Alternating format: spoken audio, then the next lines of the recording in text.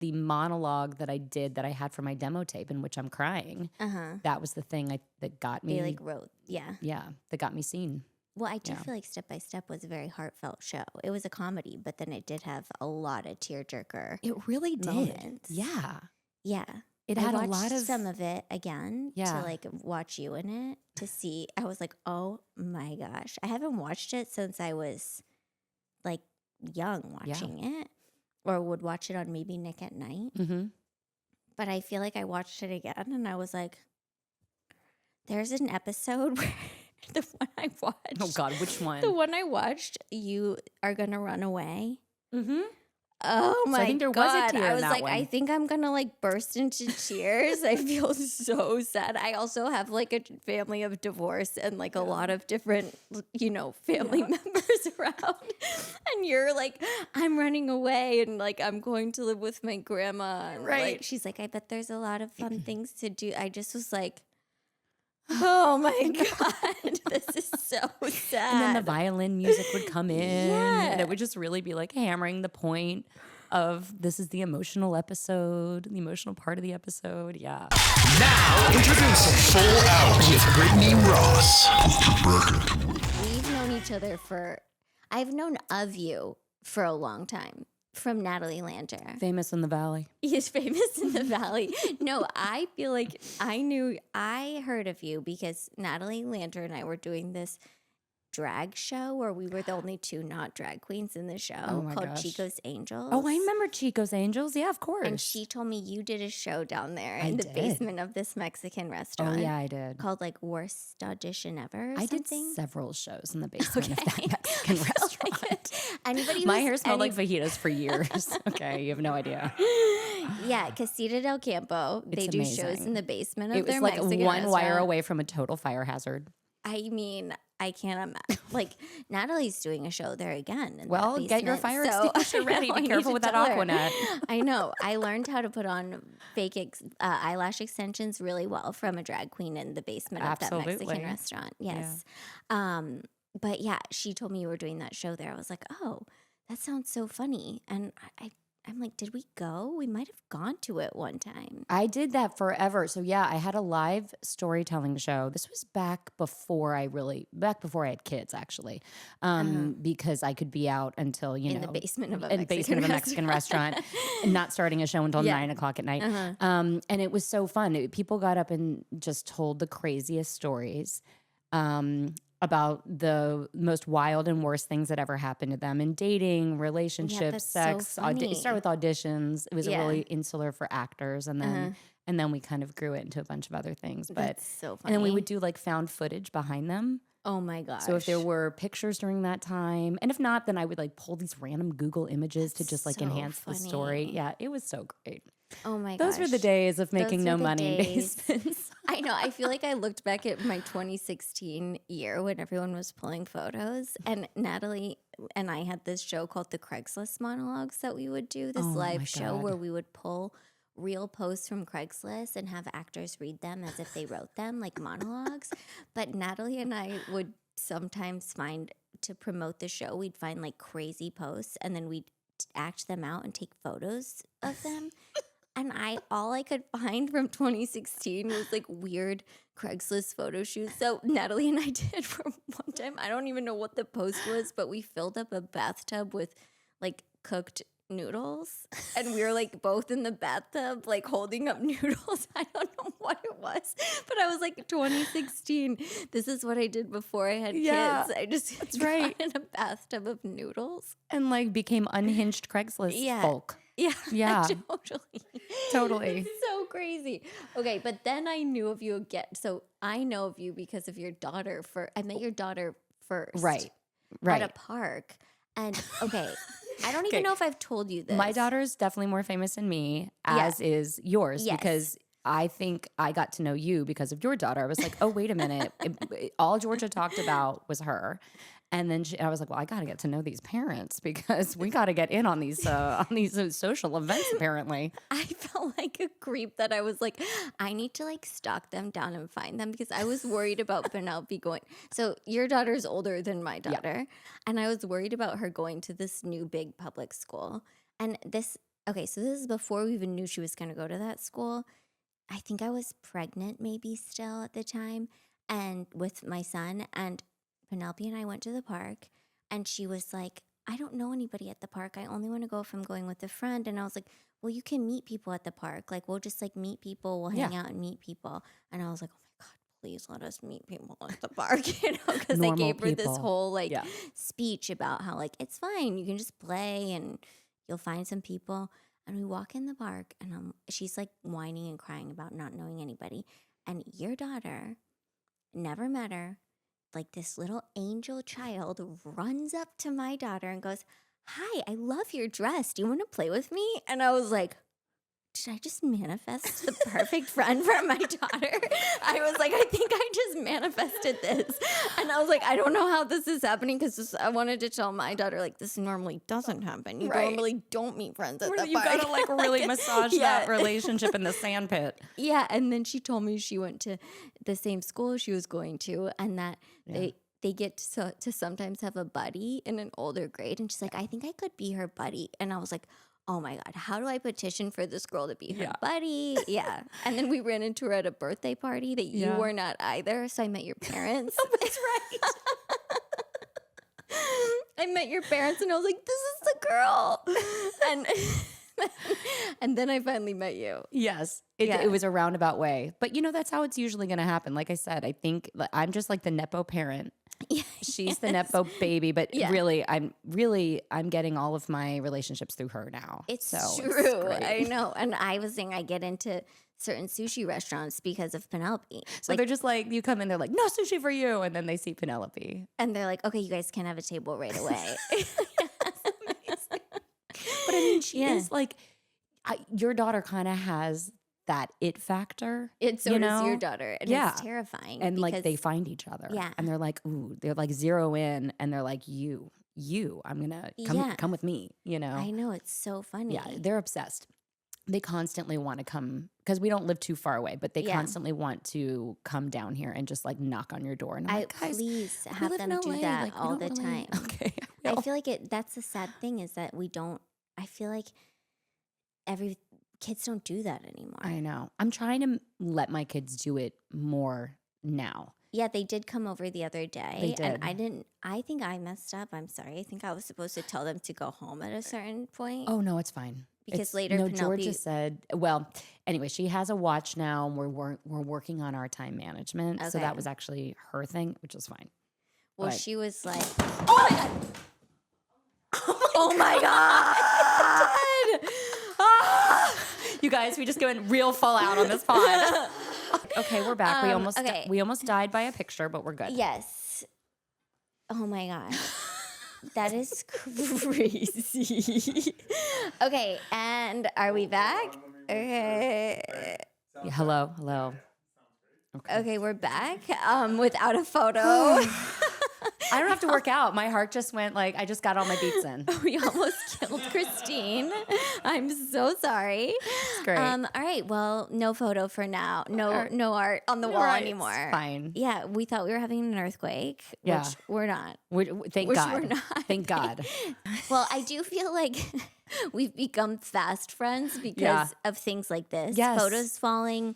You live close to me. Yes. I called you one day when we had like I was like, Christine's going to think I'm crazy, because my friends were supposed to bring their daughter over to hang out with my daughter during this show we were doing, and they forgot to bring her. And my daughter was having a full-blown sobbing meltdown, and I had to do a show, and I was like, I'm just going to call Christine and see if she'll bring over her kids. And you guys ran right over. We sure did. And we were hoping to come, but I was like, oh God, I didn't get a sitter. And then I was doing that thing where I was like, well, we live kind of close. Would it be okay to leave them? And I'm like, oh God, that's probably really bad parenting. And then I was about to ask you if we could bring them, but I was like, that's so annoying. It's her show. her kids probably have to go to bed. And you were like, can they just come with you? I was like, oh my God, thank God. Yes.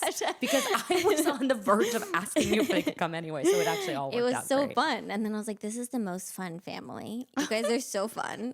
Yeah, I love it when your kids just stop by. I know. It's so good. It's and so when we've had sweet. some pool parties, that's been super fun. Penelope has all your daughter's bows. She passes down all the things Passed to down her. so we just went It's so through, cute. you know me again with the clothes. Sustainability. We're constantly going through things, and she's really out of her bow phase. Like we're in fourth grade, and there's a lot of bows that we're just not going to, you know. I know it's sad when those things start to happen. You're like, is. oh, they're growing up. I feel like Penelope was like, I only want to wear black like a teenager for a while. And I was like, I don't know if teenagers just wear black. She went through her Matilda phase for a moment there. She did. She really did. And it's like, oh, but it's crazy. But I feel like, okay, you were dancing and doing were you acting when you were a kid? Yeah. Like how young were you? So when we moved to Atlanta when I was about 6. From Texas.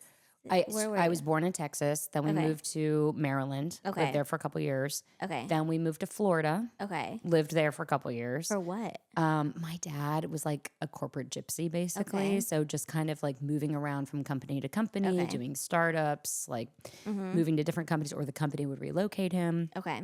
So when we moved to Atlanta, I was in first grade, I think, end of first grade. Okay. Anyway, people had been going up to my mom and asking if you should put your daughter in commercials, you should get your daughter into print, like all that kind of stuff. And my mom had no interest in any of that.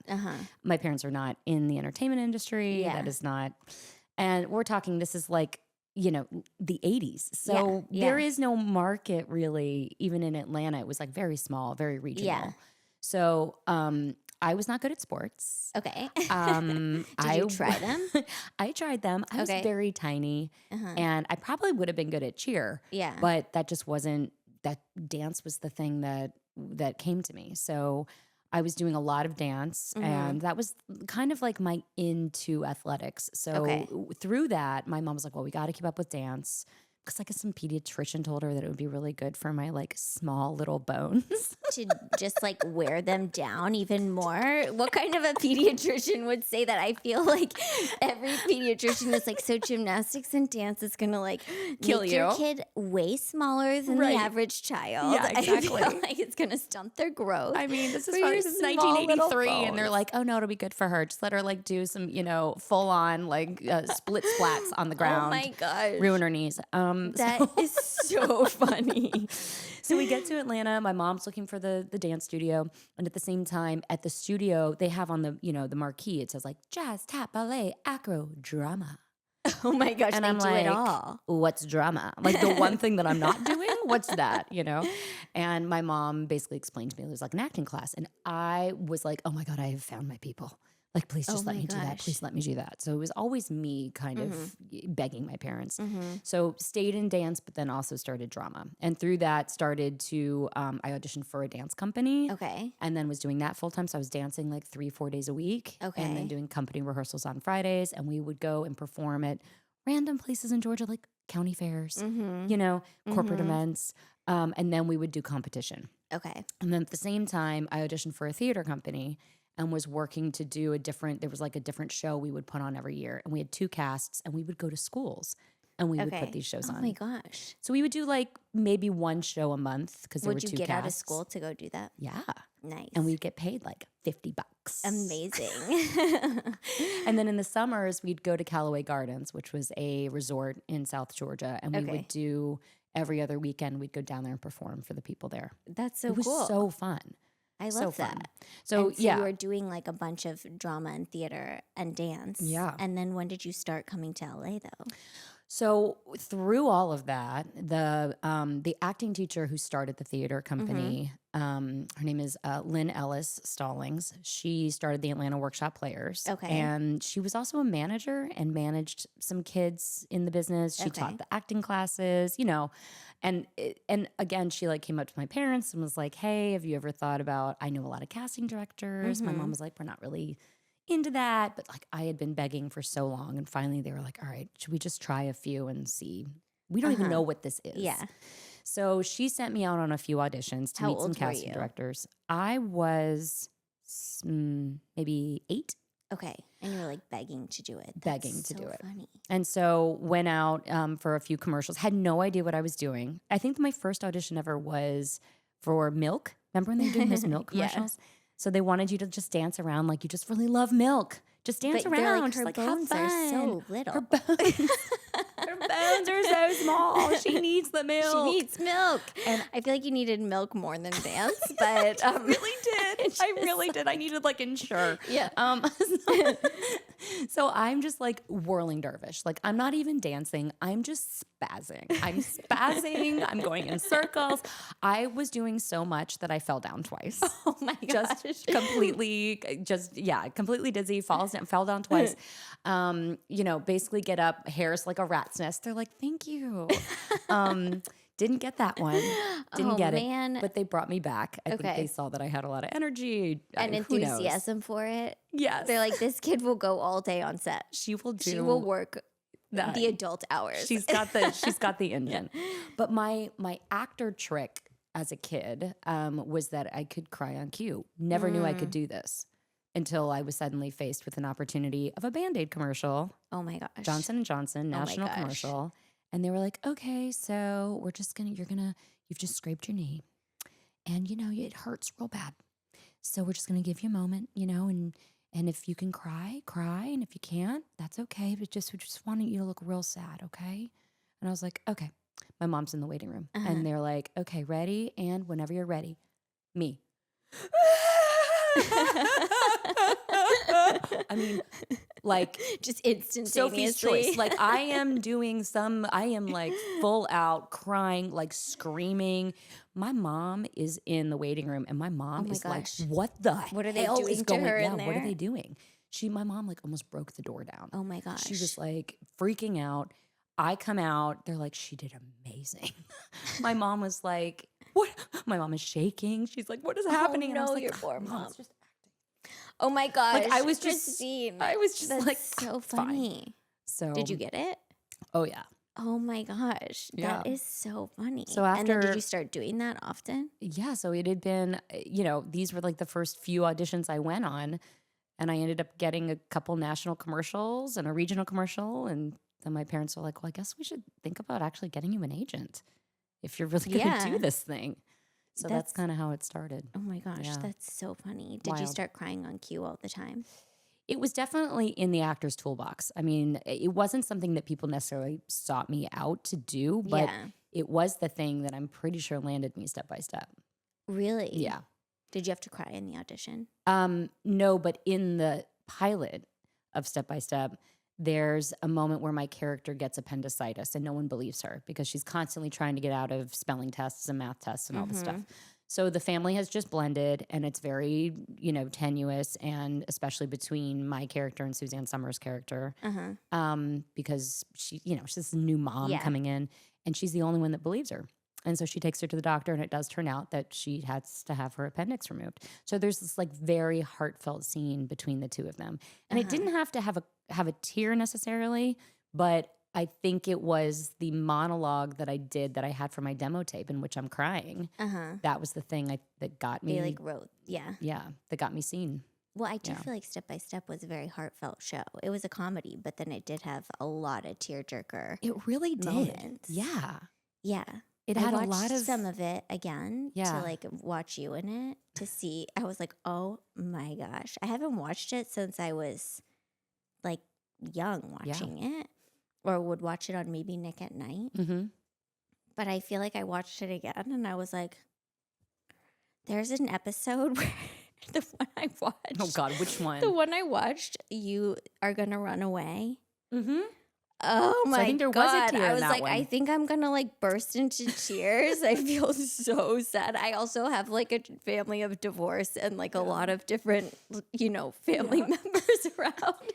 And you're like, I'm running away and I'm going to live with my grandma. And Right. she's like, I bet there's a lot of fun things to do. I just was like, oh my God, this is so sad. And then the violin music would come in, Yeah. and it would just really be hammering the point. of this is the emotional episode, the emotional part of the episode. Yeah. But I feel like you were involved in like the emotional parts of quite a few episodes. Yes, especially in the beginning. Yeah. And then as the series kind of moved on, like there were less and less of those. Okay. Which I'm realizing now, having not watched it in a very long time. But you have a podcast and you rewatch all of them for your podcast, right? So Stacey Keenan and I recap. We've been recapping all the episodes. Okay. On our podcast, which is Keenan and Lakin. And she played the older sister. She played the older sister. Stepsister. Right. But she never watched the show, ever. Oh, whoa. She's watching it for the first time now. How I mean, did better she late than not never. watch it? She just was like, I can't do it. Can't do it. Wow, Yeah. I feel like she was also a teenager when it was on. So, like, that's strong of her. Strong move not to watch it. Yeah. As I a think- teenager, to like pick yourself apart. I feel like those are the years where you like pick it yourself. Oh, yeah. And like, it's like kids with social media now. But yeah. Totally. And I think she realized that if she watched it, she would have it. So many things would be in her Yeah. head, and she wouldn't. That's so she would. smart. She would pick herself apart, and Yeah. it was probably just better that she didn't even see it. And now is she watching it and like, oh, I'm so good. I love it. It's so You fun. know, it's funny because she's not in the business anymore, so I think there's also a separation. Yeah. She's a criminal. She's an attorney. She's a criminal prosecutor. Yeah, so my went gosh. totally different direction. But yeah, I think Because she couple also played things. like the ditzy older sister. No, she was the kinda, blonde. right? Oh, She was the more like studious. Okay. Oh yeah, Yeah. she was the more. She was the one who like Yeah. studied and like Yeah. did well. Yeah. Okay. So she, I think first of all, I think she's surprised at sometimes how funny the show is and how good it is. There's things that don't hold up for sure, but I think she's also a lot more kind on herself now, Yeah. looking back, than she probably would have been then. Yeah. You know. Yeah. So Oh, there's that's things so that are fun. surprising. It's kind That's of so it's fun. nice. Yeah. And how old were you when you started doing it? I was 12. Oh, you were 12. Yeah.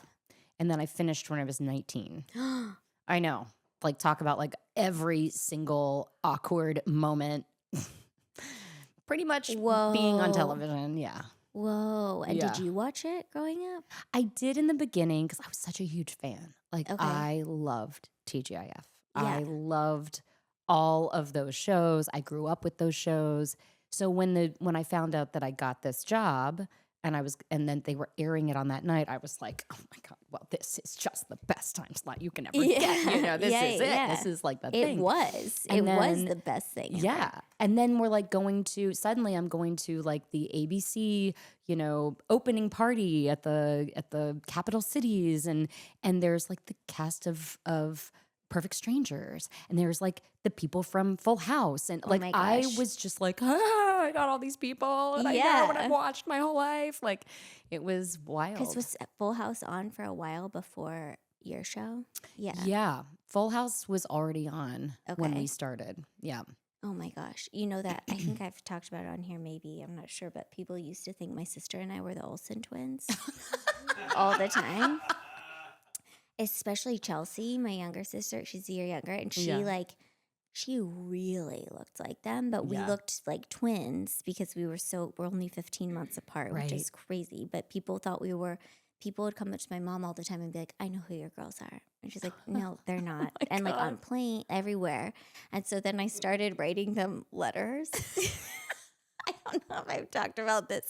And sending like my little kid headshot, being like, To them? to them. Okay. Like that would do anything, being like, I don't know, this is crazy. Everyone thinks we look the same. Thanks Did you ever get anything back? Did they send you their No. headshot to be like, no, boo? No. But one of my friends wrote on the Fuller House. Uh-huh. Oh, And yeah. there was an episode where they wouldn't come back. The Olsen twins Yeah. wouldn't come back to do Full House as Michelle. And there was an episode where they were writing it and they were like going to have somebody be like a Michelle Tanner lookalike, and like the girls find this girl, the sisters find this girl, and like they like a few people like brought up my name to play Michelle Tanner lookalike. Oh my God, life And then would the be full episode circle. got like I think the guy who wrote the show like really thought they might still come back, even though Right. they'd sent like cease and desist letters. I feel like I don't know the whole story, being like we're not doing the show. We've But- moved on. But I was like, I can't believe that my name even got brought up to play That's- Michelle Tanner at some point. I mean, it's a huge compliment. Yeah, after all those years After of all being those like, we're years. the same. You're like, couldn't we just make this happen just so I can like close this chapter of my life? Yeah, no, Chelsea, my sister, she was in kindergarten. We lived in Columbia in kindergarten. Yeah. And there was that Scholastic book fair, like book order thing Yeah. that would go home every year. And there was an Olsen twin book in there. And I guess Chelsea told everyone in her class that was me and her. And all these parents came up to my mom and were like, we bought your girl's book. We bought your daughter's book. Oh and she's my like, God. those are not my daughters. That's not me. But Chelsea was so popular in kindergarten. Oh. She was at all the sleepovers because they thought she had a book. But yeah, that's crazy that you were like hanging out with everybody. Yeah, it was. It was so wild. And yeah, to go from being like such a super fan to then suddenly kind of in proximity to people was just, and I knew, even like Stacey Keenan, I'd grown up watching My Two Dads. Mm-hmm. So I totally knew who she was. Yeah. Was it weird for you when you met her? Do you remember like going to work, or were you just kind of young enough to be like, oh, I'm just going to work? I mean, a little of both. Okay. The great thing about being that young is that you really don't have much in your way. Yeah. You kind of like for me anyway, there wasn't a lot of like, I don't know, hesitancy or second guessing myself or any of that.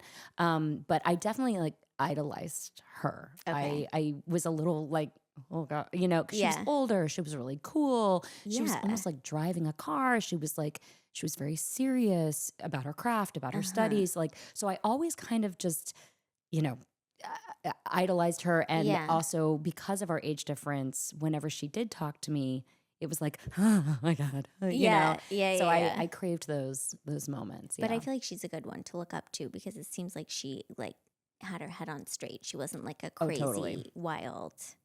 I mean, you can listen to our podcast for the most part. Yeah. Yeah. Okay. No, I'm kidding. But there were a lot of things that I didn't know about her life then. Because I was 12 and she was like 15 and 16. Yeah, it's and such by a the big way, difference had at that been in age. Hollywood for a very long time. Yeah. And has a lot of stories about who she was dating and who she was going out with and what she was doing that none of us know because there was no social media. There was no one tracking anyone. There are no pictures of any of this time. So it's pretty fun to hear it all now. Yeah, that's so fun. I love all these behind the scenes podcasts too. And I feel like were you like, oh, I want to be like her? Oh, very much so. Yeah. I mean, I just thought she was an amazing actress. I thought I would try to copy things that, she wore. She had all of these, like, we're talking like 93, 94. She had all of these like really cool, all this cool artwork by her schoolroom desk because she would go to all these raves. Oh my gosh. Yeah. Cool. And I was like, that is so cool. Like, I didn't know what a rave was, but it sounded awesome. And I was like, I still don't really know what a rave is, but I it don't sounds either, awesome. But I want to go to one. I know, me Should we too. go to Let's a go. rave? Okay. Can it start at 6 though? Yeah, Okay. I'm sure we can find That one. would be perfect for me. An adult rave. Yeah. Just start it really early. But yeah, I just thought like all of that was just like fascinating and so amazing. Cool. Yeah. I had a cousin and my cousins lived in Arkansas and I would go visit them all like in the summer and I just thought they were so cool. And I was always living in a city and they were like in a small town. So they all, not small, but they all like knew each other. And my cousin is, I think she's 2 years older than me, but 2 years feels like so much older when you're that age. And I would just come back every time I visited them, I would learn a new saying and I would bring it back to my school, like whatever they were saying that I thought was cool. I think one time it was dang. And I just started saying dang. I was like, dang. And then, but she also would paint her nails like zebra. She knew how to paint, like she would do it with a toothpick. Oh, yeah. And she would do that to my nails. And then I got like really into doing that because I was like, it's so cool and older.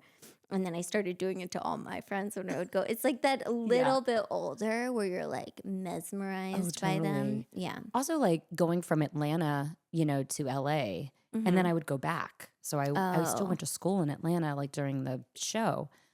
Crazy. Were people crazy. at school like, what the heck is going on? Yes. Were they mean to you or were they nice? For the most part, they were all really nice. No one was ever mean, Okay. to my face anyway. But no, people were very curious in the Okay. beginning, so like lots of questions, lots of crowding around me at my locker, asking. 'Cause Yeah. I was the prime demographic. That age group was the Yeah. prime demographic at the time For the show. Yeah. for TGIF. So like that was a little awkward for me because I definitely felt like I was in a bit of a fishbowl. Yeah. But I also wanted to, be open and be kind and be Yeah. gracious. And then I also was like, please stop asking me if Patrick Duffy's my real dad. Oh my gosh. And you're like, have you seen my dad? He picks me up after school every day. Yeah. Yeah. But through the years, and especially as I got older, if people watched the show, they definitely didn't admit to it, because once you get into high school, it's like, who's staying home on Fridays? Like we all had such big That's lives, so funny because it really was a thing because it only came on at a certain time. It wasn't Right. like you could rewatch it. Right. That So, is so funny. and then I would like come back, in 8th, 9th grade. And I remember specifically wearing Betsy Johnson, like a Betsy Johnson top and Guess jeans and Doc Martens. Oh my And gosh. people were like, what are you wearing? Like it was so not what everybody in Atlanta at the Yeah. time was wearing. And But it was I like was so definitely cool very in different. LA. Yeah. But I didn't think they thought it was cool.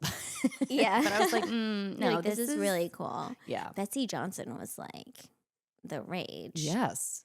That's Very edgy. Yeah. I had one character that I did on a show who only like all my wardrobe was Betsy Johnson. So And fun. then they let me keep it all. Oh, so fun. At the end, after like we did a few, like it was a Disney show and they just like go a certain amount of years and then they're over. And like, Yeah. if you want to come get any of your wardrobe, you can have whatever you want. That's amazing. And I remember going and like the whole set was torn down and I was like, and I get to take all these clothes with me. But That's then I was like, amazing. then like 2 years later, I was too old for Betsy Johnson. Right. Kind of. Yeah. I don't know. You should have saved it. I for your should have daughter. saved it or the clothing swap. I would have taken that Yeah. off your hands. I swear to God, like vintage Betsy Johnson. Oh let's man, go. I know. I really should have saved it. That's such a bummer. It is. Wait, your character was such a tomboy on the show, though. Yeah. Which I feel like, do people even say tomboy anymore? I don't think we're supposed to say tomboy, but I don't. I don't. What's the better, more PC alternative to that word? I don't know. Like a girl who dresses casual. I don't know. And like ready to play outside. Yeah, like A girl who likes to dress in outdoor clothes. a girl who likes a wide variety of things that aren't necessarily attributed to only female pursuits. Yeah, and That being sounds cute. like maybe just a little too long. Yeah. I'm like, can we get that term out? We need a new acronym. Yeah, for we that. do. Yeah. That's so funny. But were you like that in real life? To a degree. I mean, I definitely was not good at sports, like I said, and my character was very good at sports. Yeah. So it was sort of fun to embody someone who never had to show The her sports. skills, but could walk around with a baseball bat and be like, "Yeah, I got a home run today." Yeah, that that's was so actually really funny. fun. I was never really, especially at that age. I mean, I went to private school growing up. I wore a uniform. I didn't really care about clothes until I was in high school Okay. because I just didn't. And I guess that's the beauty of a uniform. I'm kind of wish that I could just wear a uniform every day. Yeah. Because then I wouldn't have to think about anything. Yeah. And I it wasn't really until I was in maybe like 10th grade that it kind of changed for me. But no, I look back at the things that I was wearing in 7th and 8th grade. It was like long Umbros, Oh my gosh. jams, Oh my gosh. long baggy t-shirts. I mean, these were not fashion choices. These were just this is just what was ever in front of me. So That's so funny. so I think definitely to a degree, I didn't. It wasn't like a It just thing. wasn't on my mind. Yeah. Which is kind of nice. Yeah. I feel like as my daughter's just like every morning it's like, oh, such a fashion show for Right. school of Right. like she got all ready yesterday and then she goes, oh, I forgot I was going to dress like Clara from the Nutcracker today. I need to start over. And I was like, no, we got to go. I have stuff to do. And she's like, trying to no, put no, on no, no, no. I tights. made a plan. Can you text Elka's mom and tell her that we're wearing this today? I'm like, no, I'm not doing that. Oh my yeah. gosh. Yeah, it's wild. I mean, with my daughter's 9, right? She's about to turn 10. And I thought that I can see that some of the girls in her grade are already really into their sets Yeah. and their clothes and their this. And she's really not there yet. She reminds me a lot of me. Yeah. She finds the one Yeah. thing she likes and she wants to wear it every day. And I'm kind of like, girl, we need to, gotta, clean we gotta it. Yeah. take that off. You've been wearing that for 3 days, you know? People are Yeah. gonna think that I don't wash her clothes, you know? But I kind of love it though because she's like her own person. Totally. She She's her looks own really person. cool. She definitely like has her own vibe. That's what I feel like yeah. about when my daughter's doing it. I'm like, she's really like her own. She's not. She's like she wants to dress like in her own. She looks like she's in a Wes Anderson movie every single does, day. though. I You mean, know, she like has, she has her own like vibe. Yeah. So I'm like, I don't want to like crush her vibe. Yeah. And be like, no, that's not. You have to dress like everybody else. Right. But yeah, it's weird. It's like a whole when they express themselves in their own way. You're like, oh, okay, Totally. yeah, that's okay. So then you were doing step by step, and then what? Like, did you guys know it was ending when it was ending? I mean, we had a really good feeling. How many seasons was it? We did 6 seasons on ABC. Okay. And then at that point, they were sort of disbanding their TGIF lineup. Okay. And CBS decided, well, we want to try it. We're going to try to Oh. make a TGI, like something that would Okay. be counter programming to whatever ABC is now doing. So we did one season on Whoa. CBS. Yeah, super weird. I can't even remember that. Like when we get to season 7, I'm going to be like, huh, that was the show? I don't Yeah. remember what we did. Did the show change at all or no? The show was basically the same. I think we did a whole new title sequence for CBS. Okay. But it just didn't work. They realized that their audience members were of generally an older generation. Okay. They just weren't going to try and I guess diversify in that way on Fridays. And it's kind of sad because it was sort of the end of an era that's Yeah. never really come back. No, it hasn't. It was like a really big deal. I was Yeah. like the target demo for watching it. Yeah. Did people recognize you when you were a kid out Yeah. all the time? Yeah. Well, how was that? It took some getting used to. Yeah. Yeah. I feel like that's so young to go It's- like everywhere because that was a huge show. Yeah. I mean, it's funny because, school, it like wore off, Yeah. obviously. And then when I would be in Atlanta, I feel like it depended on where I went. Like if I went to a football game, obviously with another school, if I went ice skating, if I went to big public spaces and word sort of got out, then there were a couple times where I was kind of mobbed. And I'd be like, this is Yeah. uncomfortable. Like, I don't want to be rude, but also it's like kind of scary. Yeah. And did you feel like people were watching you? Oh, all the time. Yeah. all the time. I have a friend who's like pretty well known, and I see that her personality amongst like small, like private, like friend gatherings Mm-hmm. is different than when we're like out because everybody's looking at her Yeah. when we're out. That's And like that's so weird. yeah. And I think that's the trade-off that people don't really understand about fame. Yeah. Fame and recognizability and name value can bring you better projects, but you trade your anonymity, you trade your public persona, you trade a piece of your life for it. And for me, my mom was always like very insistent, like people will be watching you everywhere you go. So you need to be aware of that. And that always puts this thing in the back of your mind of like, what am I wearing? What am I doing? How am I seeming? If I'm having a bad day and someone just catches me at like a bad moment, that will be your persona. That will be your narrative for a long time of like, this girl's a B, or Yeah. she's so difficult, or she's this ungrateful person. And, so Yeah, it that's so definitely hard. can, and then there's like safety issues when you're a kid too. Yeah. I was lucky, I think, because there was no social media and there were no camera phones. So someone might be looking at you, but no one was capturing Yeah. you. They're not There like was- walking around taking photos of you and No, stuff like or that. even putting you in a tabloid. That really didn't Yeah. exist until later.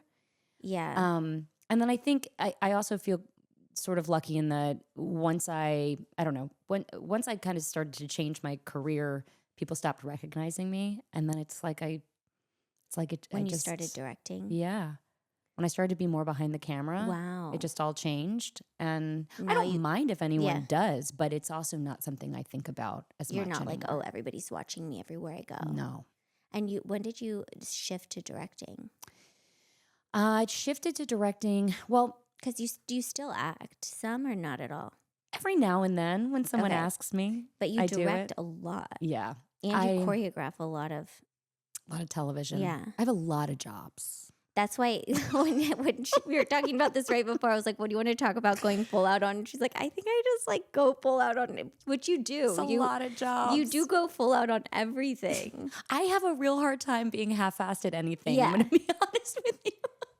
When I started going to problem. the school that our kids went to together, I was like, oh, Christine is like, runs the school. Christine, like, and I was like, and she has so many jobs and she's like doing all that. I'm like barely able to show up from a like 1-day volunteer thing at the school.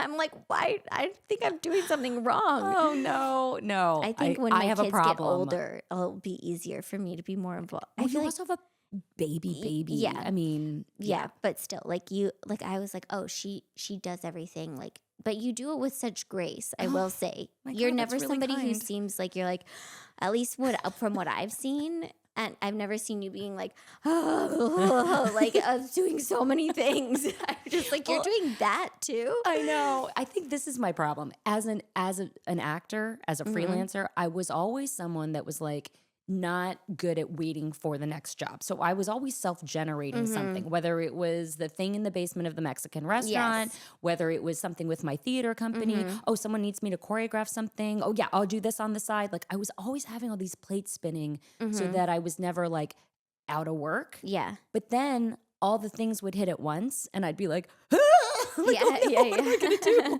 So there are those times. Yeah. There still are those times because I still have kind of the same generator, Yeah. I think.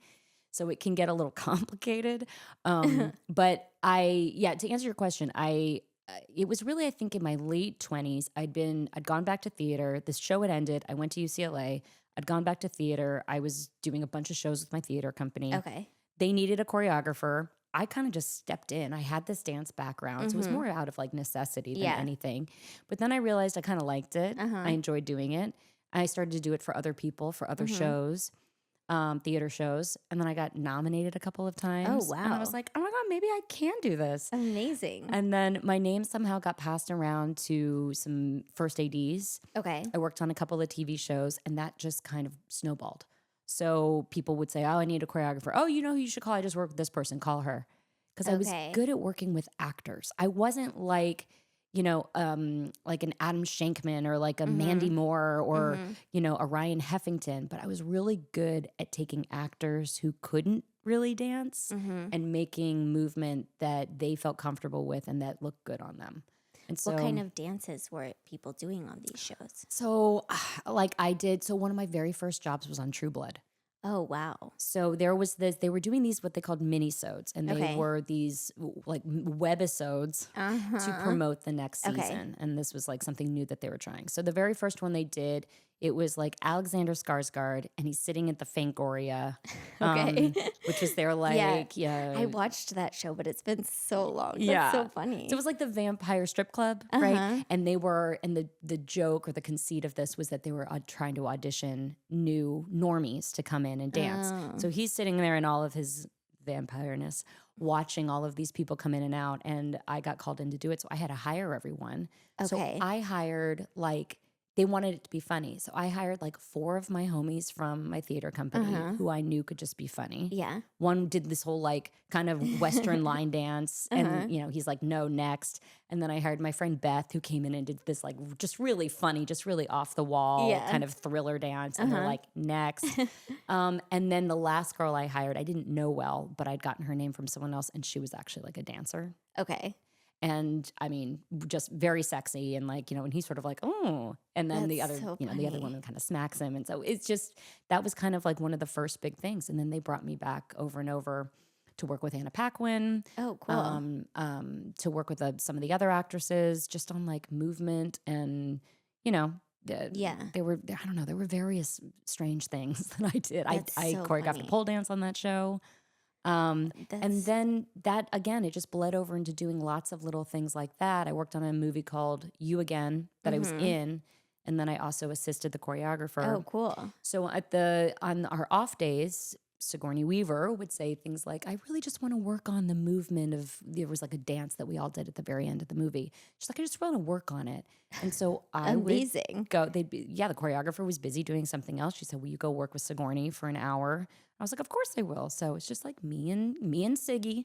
That's amazing. Oh my doing gosh. some little cha-chaing dancing. and- Yeah. Yeah. So That's so fun. it was also a really good it was a really good experience in working with big names, big stars, and also reading the room Yeah. and understanding what they needed and communicating how to get them to do something, and sometimes helping them think it was their idea first. Because sometimes actors and performers, which I understand, Yeah. can be resistant to movement that they're not comfortable with or Yeah. don't think that they can do, when actually they can do it. They just need to get there Yeah. and It's get just out like of their out own of their way. comfort zone. Yeah. And do it. Yeah. So that was kind of the beginning of that. And then I think it was through that, and then also deciding like I wasn't going to wait around for someone to give me the right job. I was going to start writing and pitching stuff myself. It was sort of the confluence of those two things that led me to be like, hold on, why am I not just directing? Yeah. Like that was the Like thing. you know how to do all the things. Yeah. You're doing all the things. Right. Yeah. And I think I was scared. I think I had imposter syndrome. I didn't go to NYU. I didn't go to film school. Like I didn't have a degree, but I had like 20 plus years of experience. Yeah.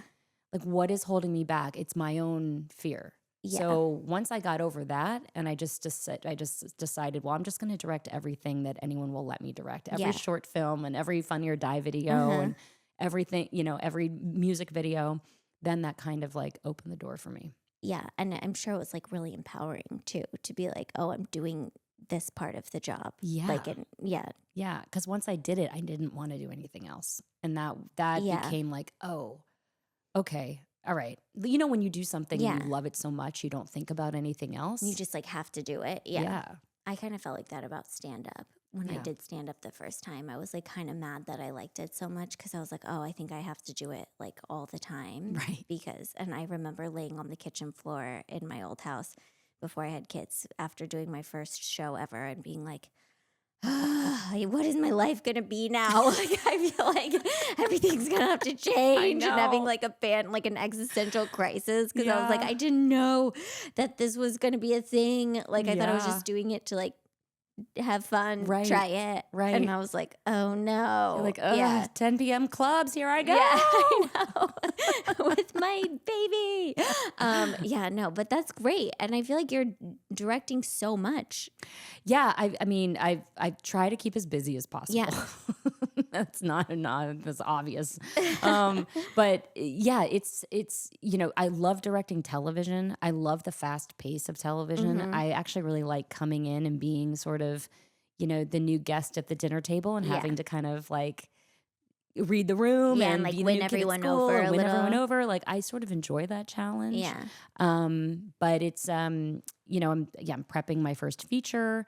That's so exciting. Which is really just a long road, but also really been really fun and really challenging. When And, are you guys shooting your feature? Do you hopefully end of this year. Okay. Yeah. That's so exciting. That's so So, exciting. It's good. And then you worked on the Goldbergs, right? I did.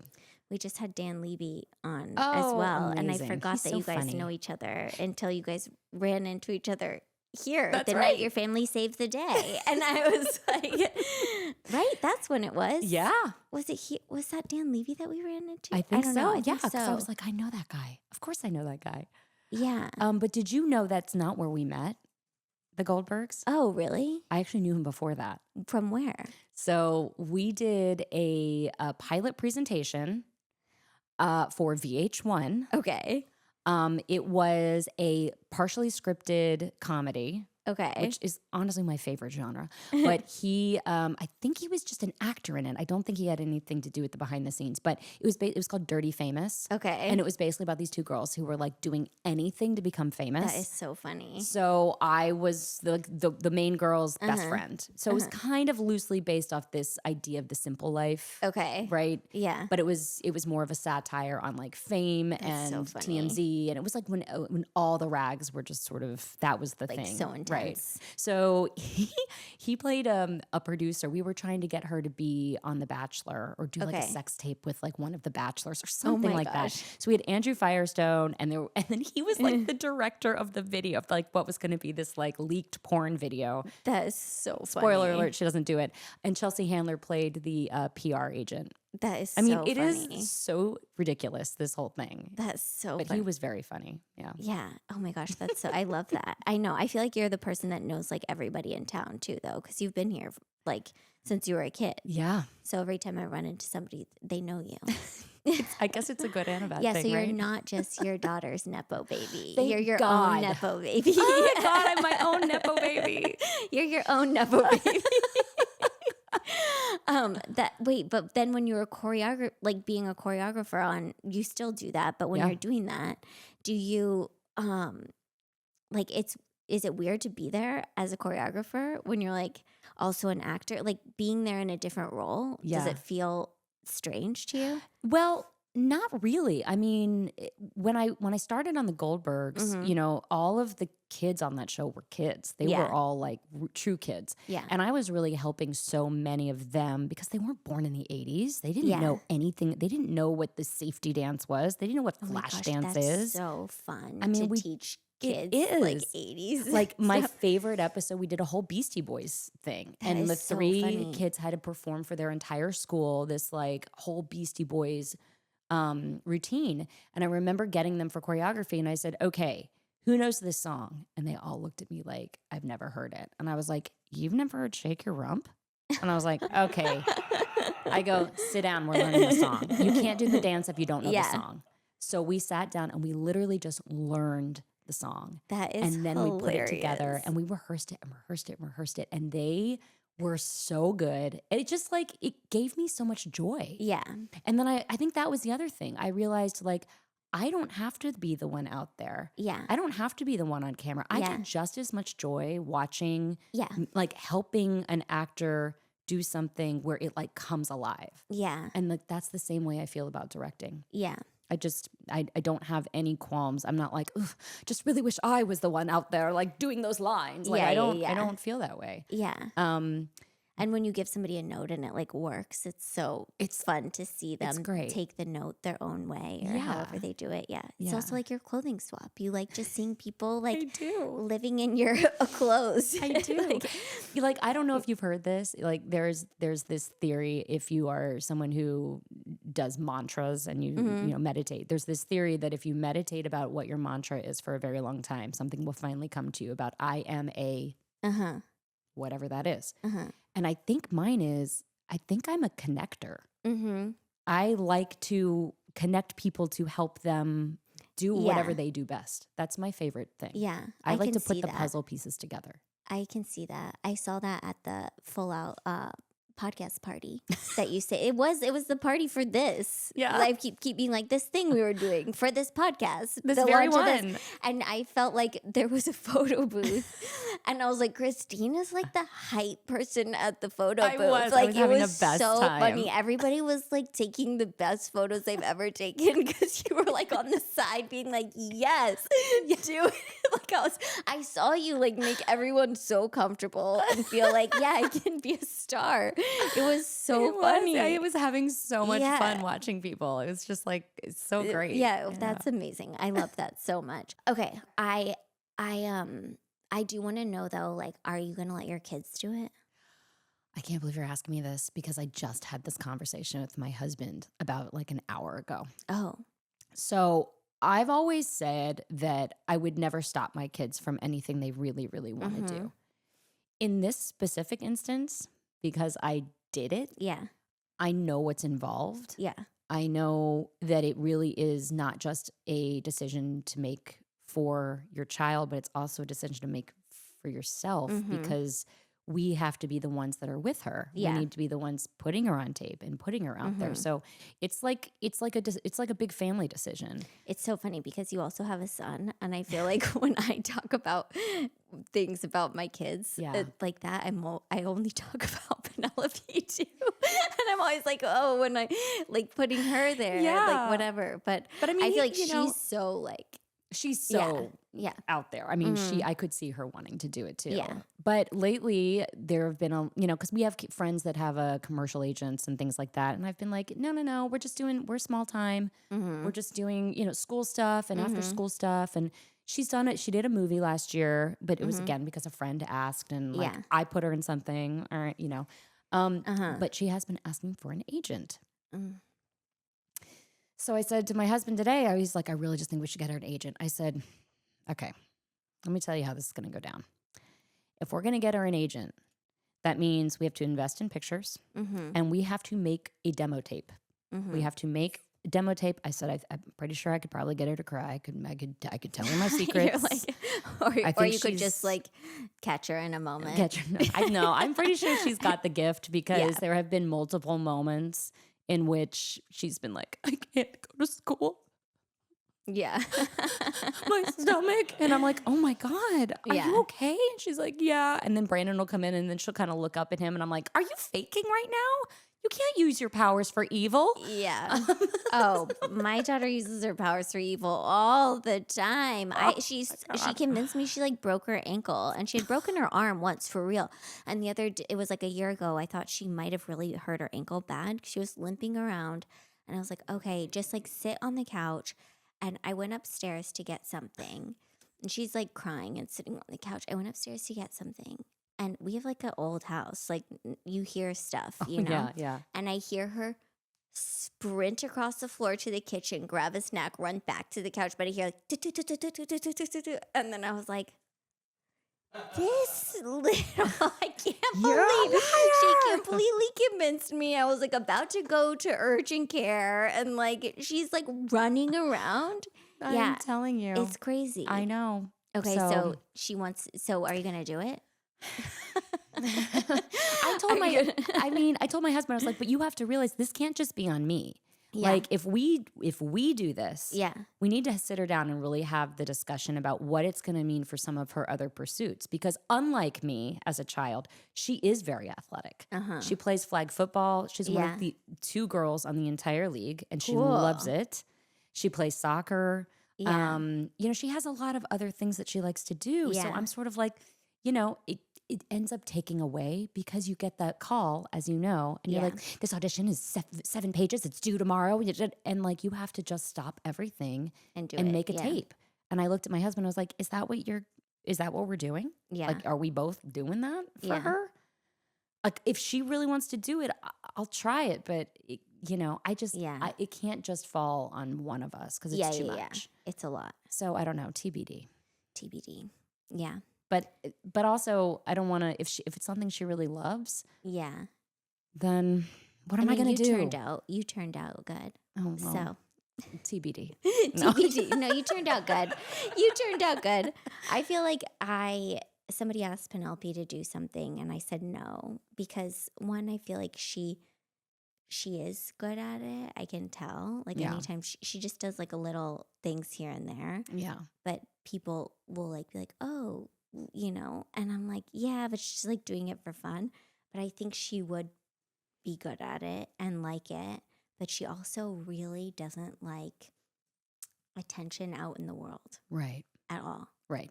So much so that she's like started being like, I'm not wearing this cute dress that I love because I don't want people to be like, oh, you're so cute. Right. She's like she doesn't want people to look at her like stranger, And I Right. was like, well, Yeah. Well, and and here's the other thing. I watched all too often. There's kids who love to do it, which was me. I just Mhm. wanted to be there, like never wanted to leave when it was my time to leave. And they were like, okay, we've got to sign you out. I wanted to stay. Yeah. I wanted to watch. I wanted to be there. And then there's kids who you can see don't really want to do it. yeah. And their parents are bribing them with the, the snacks and the this and the that, and I'll get you an iPad if you just say these lines. And I'm like, oh God, like, I know. let them do something else. I know. They don't want to do it anymore. They don't want to do it. They don't want to do it. No, and my parents were always like, I mean, as I said, they're not from the business. So they were like, the moment it's not fun, like we stop. Yeah, totally. And I think having that choice in it is really important. So I don't know. There's part of me that also just wants her to just do it for fun and then choose it as something more serious and more professional later in life. Yeah. Yeah, I know. Well, we'll see. We'll see. I'm like, if your daughter does it, my daughter's probably going to want to do it. Oh, so God, whatever there you they go. decide is making the decision for my family too. So just so you know, we're invested in your decision. No pressure. No pressure. That's so funny. Okay, so what we like to ask everybody, if you had like a cheerleader or like a big supportive person in your journey, like maybe when you were on the show or when you started the show or even when you switched into directing. Oh yeah, absolutely. There were so many people, like I think in a critical moment of my life where I had been on the show had ended, I'd gone off to college, and I was really like, what now? That was such a strange moment because most people that I knew growing up were just going to college and like, they're like, what now? Yeah. What will my career be? What will my first job be?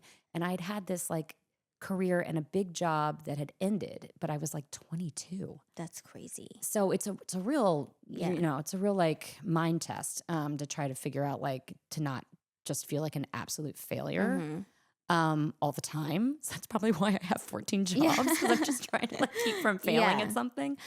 I'll delve into that with my therapist later, but I get it though. It's like you can't like stop and sit still because you're like, okay, you were used to being in this like high stakes, like very fast paced environment. So when I went back to theater and when I got into that theater company, it was so good for my mental health because I was around like-minded people who didn't care that I had been on a TV show, who didn't care that I was no longer on a TV show. We weren't doing this because we were all making $1 billion. Yeah. We were doing it because we all loved it and we all loved to perform and we all loved to create. And it really felt like I had found my people again. I'd found my home. And that was just all like on that marquee. Just like on that Tap, marquee. dance, ballet, acro, drama. What is You drama? found your people I again. did. And that it's always kind of been my thing. Anytime I felt like I needed to go back and like go to creative church, it was always with the theater folk. So I did a lot of that at the Gary Marshall Theater, and truly before he died, like Gary Marshall really was a big supporter of mine always. Put me in many of his films that's great. in all kinds of roles, but was always genuinely like, so what are you gonna do now? And like really pushed me to do something beyond what the narrative had been up until then. Like, you gotta write a script, bring it to me, I'll read it, Things that like a lot of people, I don't know, someone who is so well known and so famous, it gave me a lot of confidence. Yeah. That I could do it. Yeah. It's like so good for your like inner validation too, to be like, oh, this person like sees it. Yeah. Yeah. Definitely. And I will say also, I mean, throughout that entire journey on the Goldbergs, getting so close to that cast and the crew, I really had so much support there that when I was trying very hard to get my foot in that directing door, and I was just directing shorts and music videos and I mean, everything I absolutely could, trying to get that big job, and I was getting doors slammed in my face everywhere, that was the place that finally opened the door to me and gave me my first one. And that changed everything for me. And I really credit that cast, Wendy McClendon and, and Troy Gentile and I mean, all of them, Haley Honorata, they were so open to me. And especially their DP, Jason Blount, who I just continue to work with over and over again. So yeah. Yeah, that's amazing. You need somebody to give you a shot. You do need somebody to give you a shot. And it's crazy that like after working so many years in this business, you still like needed somebody to give you a shot. Even now, you still, I mean, no matter what you're doing, you want to pivot to the next thing or get on the next show. You need somebody to just say, okay, we'll give you a shot. Yeah. You know? Yeah. And then you can't screw it up. You can't. You definitely cannot. You definitely cannot. That's it. When did you direct that episode of the Goldbergs? That was my first one was in 2018. Okay. And I had been trying for a couple of years, you know, to get in. I was in a women's advocacy group, and I had somebody who was sort of talking to them like for me. Okay. And I had been obviously choreographing it for a long time. And, you know, it was sort of like, oh, we love her, but she's, you know, also when you're really good at one job, a lot of people don't want to give you another job because they don't want to lose for you. that job. Yeah. Yeah. So it just took time. But I think once the cast advocated for me. So anyway, I knew that some of the cast knew I wanted to do it, and I knew that some of them were behind me, and you know, a few of them had said that they would kind of put in a good word for me. I mean, at that point, honestly, I was like, I don't know. I don't know. Yeah. I was 7 months pregnant with my son. Okay. And I got this phone call in that summer saying, hey, we're starting I think it was their season 6. We're starting season 6. Do you still want to direct this show? And I said, yes, absolutely. Okay. Just double checking. Right. I'm like, all right. 2 weeks later, I get a phone call. Hey, Adam Goldberg wants to see your reel, your director's reel. And I was like, oh God, no. You know, I had this moment. I was like, it's not good enough. It all sucks. Like, what have I done? I've done nothing. I don't know how to do this job. Minus you've done like every single thing. But like you're looking at your reel and it's like, of course, I can't be putting a bunch of network television on my reel. I didn't have it. Yeah. So I had to put what I had. And I was like, oh, I'm probably never going to hear from him again. So embarrassing. So I send it over. I wait around. I don't hear anything. Meanwhile, I'm about to have a baby. Like I am. It's like a good distraction. Yeah. I'm like, it's like the only thing that could distract you probably is that I'm like, you're if about it to have a happens, baby. it happens. If it doesn't, it's like, it is fine. So I go into the hospital. I have my son. And that day, literally that day, I get a phone call from my manager saying, hey, I feel like you might be having a baby. I was like, yeah, I had a baby yesterday. And he's like, yesterday afternoon. And he's like, oh, wow, congratulations. Amazing. It's probably really bad timing. They want to offer you an episode of the Goldbergs. Oh my gosh. You don't feel like you have to answer us right now. Maybe gosh. like take right a moment. Then? Like, oh my gosh. I said, well, okay, when would it be? They're like 7 weeks. I was like, okay. He goes, why don't you just take a minute and maybe think about it and call me tomorrow? Were you like, no, I'm doing it? I mean, in my mind, yeah. In my mind, I was like, yeah, I'm going to take it right now. Are you kidding me? I'm not going to about this up. So Yeah. I hang up. I look at my husband. I'm like, so, you know, this is what they offered me. I'm like, what do you think? And he's like, you have to do it. Yeah. I was like, I have to do it. Yeah, I have to do it. I'm not going to let this pass me by and say, oh, come back to me next year. Yeah. Oh, come back when to they me later. And then they like never get another. No. Yeah. No. And I mean, look, I was lucky. Second kid was a lot easier than the first. Yeah. He's like, we'll be fine. We'll keep the child alive. Like, you go do your thing. Wow. So that's so cool, though. it was so cool. And I remember driving there on my very first day. And, you know, I'm like, you've done it. You're probably like, you're pumping. You're like that. And I was like crying, pulling into the lot, being like, am I a terrible mom for doing this? You know, fully hormonal, the whole thing. But did it. It's so funny. I had Penelope, and then we were supposed to, like, we had sold this show to this company that was like similar to Quibi. Do you remember that? Oh, yeah. And like, they were doing what Quibi was doing, and we were kind of waiting for me to have the baby. So then I had her, and we were supposed to leave when she was like 6 weeks old or 2 months, and we were like going to leave for a month and shoot the show in the woods, like 10 episodes. And I remember I went to a table read at CAA with we went to a table read to read the script with and I had to take an Uber because I was so like, she was 3 weeks old.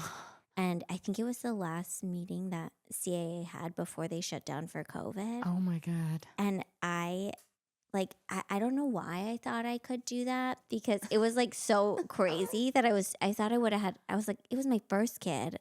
So I didn't know what I was getting myself into. Right. And I think the second kid I could have done it, but the first kid is like a steep learning curve. Oh, yeah. And I was like, I think I would have done it, but I would have been like really unhappy in all areas of my life. Yeah. But there was this thing, like I remember being in the hospital, having Penelope, like watching an edit of a trailer that they had made for our show to take to South by Southwest and giving notes on it while I was like having contractions. Because I was like, this thing that I wanted is happening. And I was like, I didn't think I was having that bad of contractions, and he was taking a nap, and I'm like leaned over like on my phone, like giving notes, being like, having like back contractions. And Marco woke up, he's like, what are you doing? I was like, just giving notes on a trailer.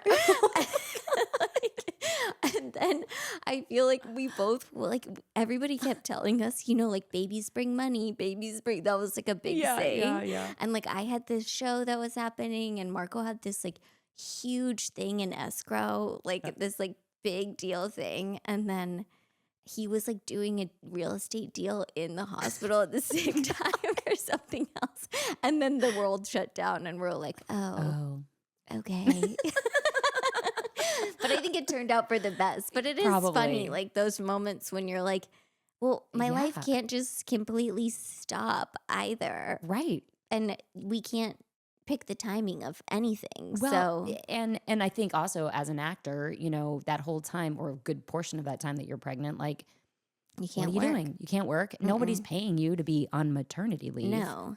Like, that's the other thing that's like they're just always like hard waiting about. for you not to look like you're on maternity leave. Right. Yep. So That's then right. they're like, we just want to know like when you'll be back to normal, like physically. How are you? That's so great. So when are you thinking you're going to be back? What do you look like right now? Like, I feel like Totally. it's like Totally. so crazy. Okay, did you have a nemesis or anybody that was like your competition or anything? I never really had a nemesis, but there was somebody who I was always up against. Like, we went to network maybe 3 times. Oh, wow. And she is so different than me, which is so interesting. She's Yeah. very tall. She is blonde. But there must be an essence about us that is very similar. But it's wild because we're mutual friends with another person. She's such a nice person. But I would just see her all the time and be like, hello again. Yeah. And I would just think to funny. myself, well, listen, if they want her, they want her. If they want me, they want me. Like, Yeah. we are a little bit apples and oranges, but we live in the same fruit basket. So, Yeah. so it's funny. And usually she got it. Okay. Yeah. But sometimes she didn't. 9 times out of 10, Okay. she got it. Okay. Well, she's not on this podcast. See? So there we go. So funny. Okay, great. I feel like is there anything that you want people to know that you have coming up, or Oh, sure. anything, your podcast? Yes. So if you want to rewatch Step by Step with us, or just listen to salacious stories from behind the scenes of the I love 90s that. with me and Stacey Oh Keenan, my gosh. you can check out Keenan and Lakin Give You Deja Vu. We are now twice weekly on wow. Spotify, Okay, cool. Apple Podcasts, everywhere you find your podcasts. And we also have a Patreon with full video episodes. So Cool. yeah, so that's exciting. And then, we didn't even talk about my other career. Oh, talk about your other career. I forgot about it. voiceover? Yeah, I forgot about it. Oh my gosh. You do. She does a ton of voiceover. I do so much voiceover You still. have so many jobs. I have so many jobs. You do a ton of voiceover. Do you record at your house? A lot of Sometimes. things. Like, I have to record today. And you do a lot of audiobooks. And I do right? a lot of audiobooks. Like, a lot of audiobooks. So you're reading a lot. A lot. Whoa. You would think I'd be smarter. Just kidding.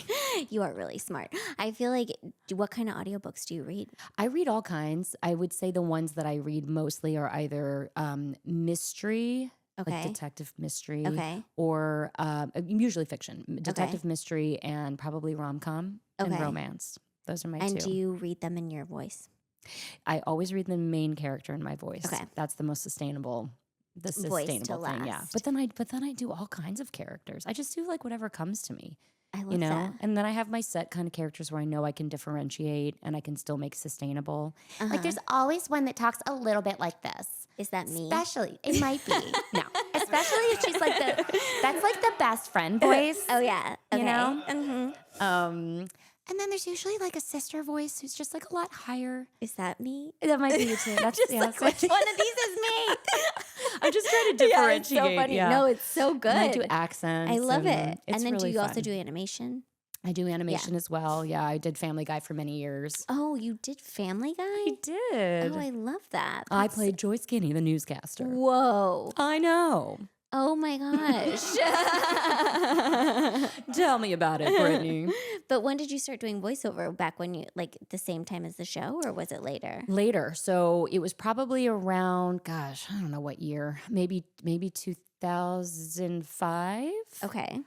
Started auditioning for, I was like, I gotta get into voiceover. Yeah. Started auditioning for voiceover, got the job on Family Guy. Did that for many years. They actually just brought me back for one, which was so fun because I hadn't that's done it for a long amazing. time. And then, but did a lot of video games. Okay. Almost killed my voice doing some video games. But it did some really cool ones too, like back in the mocap days, you know? Yeah. And then I just I auditioned for an audiobook. And then this was kind of around the time where I'd started to transition again into more choreography and directing. And I had to kind of put a pause on some of because auditioning for voiceover Is is a a lot. full-time job in Yeah. and of itself. There's just a lot of auditioning. There's like that goes with it. 30 auditions. So many for, auditions. Like, yeah. And I just couldn't. I had a new week, baby. yeah. I was directing. Like I just couldn't do it anymore. So I took a brief pause from that. But was always kind of continuing with the audiobooks because they were flexible. I could do them usually when my kids were at school. Yeah. The hours were always really good. Yeah. I could still get my health and pension, which is like I'm always trying Yeah. to make No, that gotta get it, yeah. that insurance money. So but I love doing it. I Yeah. really do. I've probably done over 200. Oh my gosh. Yeah. Wow. I'm up for 3 audio awards. Oh my gosh, Thank you. Christine. You Thank should you. start a book club of just ones that you have I read. should. Like, you should have a page of like your book club I have a one that's audiobooks. I have one that's out right now that I think is one of the best books Oh, really? I've read in What the book? last year. It's called Lost Lambs. Lost Lambs. Okay. Yeah, it's really, really good. Madeline Cash is the author. Okay. I'll give her a That's shout out. So cool. It's great. I love that. Yeah. And then, it's also funny too because you'll do all this work in your life and then the only people who care about certain things are the people who care about certain things, right? If you do, for instance, The Middle, right? And then people who watch that show are like, oh my God, you were on that show. Oh my God, I Yeah. love that show. Or Step by Step. I grew up with Step by Step. People who never watch it, they're like, I don't know what that is. Like, Yeah. Good for you, you know? So my dad loves crime novels, crime mysteries. Okay. Like David Baldacci is like a big author that he grew up with. And also my dad's been reading Michael Connelly books Okay. for I think probably 3 decades. Okay. I started to do a bunch of the voiceover for these Michael Connelly books. So these are like Whoa. the Bosch books, but I play the female detective only in the audio. Maggie Q has her own show as Bosch Okay. and Ballard with Bosch and Ballard, and I am the audiobook version of Ballard. Oh my gosh. And so is your dad freaking out? My dad's like, oh my God, like I get the advanced copy. Like I can That send is him, so tell him funny. what's going on in the Bosch and Ballard That world. is And so funny. Yeah. You've done so many jobs and now you're like doing the one that's like up his alley. yeah, I love that. I have finally made it. That is so funny. I love that that's what it took to get your dad. That's so I think my cute. dad's always been very Yeah, proud of me, but it was just it's cool fun when it's like in their world. when it's in their lane. Yeah. Absolutely. Marco so I did this show with this comic. There's this comic named Gad, and he's like the Seinfeld of France. Oh, But Marco grew up like watching him, and all of his friends are huge fans of his in Europe and stuff. And then he made a TV show here called Huge in France. oh yeah. And I was I recurred on that show. And so I was like working with Gad, but my whole character's joke was like I had no idea who he was always. And like the things I would say to him were Yeah. so like, oh my God, like what are you doing? Like get away from like kind of stuff like that. But Marco, like this is like like they have inside jokes that this guy said. Like gosh. this guy's like a big deal in their like friendship, like growing Yeah. up life. We shot the show at this like apartment complex by my old house, and he would like drive by. He could like care less about anything else I've ever done, but Yeah. he's like, I'm just gonna like drive by set today and see if you guys are like outside. And I See was if I like, can you're like catch- stalking Yeah. the show You can because you catch actually Gad. like care about this thing. It was Oh my so funny. God. It's funny when you like hit the spot of what somebody's into. Totally. Yeah. Totally. I've yet to hit that with my kids, but I'm hoping one day. Yeah. I'm Maybe sure. once they're old enough to watch Family Guy, maybe. Oh my gosh. Have they seen Step by Step? Yeah, and they were not impressed for a long time. Oh my gosh. I was showing them in the very beginning, like during COVID. I was like, maybe that'll be cute. Like we'll start watching it. Stacey and I were thinking about starting the podcast. I was like, maybe we should watch them. And I remember like putting one on and one of my kids went, "Oh, not this again." Oh my gosh. You're like, okay. Now they're kind of more into it, but they're also at the age where they're starting to watch more live action shows. Yeah. But I don't necessarily think that they think that it's cool that I'm on it. Like they don't connect the dots. They know that's me, but it's sort of like there's a lot of making fun of me. Okay. That's We're in that funny. phase. I Yeah. love that. Yeah. I showed Penelope something that I played a fairy in because I was like, I think she'll like this. Yeah. You know, and then I showed her another thing where I played like this like 1920s ghost, but in the show it was Girl Meets World, and I like take my head off in the show. Oh, that's cool. And put it back on. So I showed it to her, and then one day she goes, "Can I see those videos of you when you were an actor a long, long time ago?" Oh my God, the shade. I was like, what? I was like, some of them weren't even that. Like, one thing I showed her wasn't that old either. And I was like, do you think I look so much older? Do you think I like it just was Oh my so. God. I was like, we're never watching anything again. Yeah. No. Never. You can't give her any I was like, timeline. no. That's No, it's over. It's over. It's done. Well, this has been so much fun. Thank you for having me so over. much for coming over. I was honored. love getting to sit and talk to you for an hour Same. uninterrupted, minus the disaster of the photo almost killing us. No, it was really fun and exciting. We survived. Yeah, we did. Bye, everyone.